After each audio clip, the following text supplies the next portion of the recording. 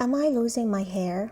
That's the thought that crosses your mind every wash day. You brush to tangle, then you pull to clean your brush, and if you have curly hair, you know it's going to be a lot of hair on that brush. A person loses around 50 to 100 hairs per day. Wash day is only once a week, and that's the only time curly hair gets a good detangling. We're talking about 700 hairs that are expected to be on that brush. And if you add length into consideration, doing the math should help you get out of the anxiety. So when should you worry about your hair loss, and what should you do about it?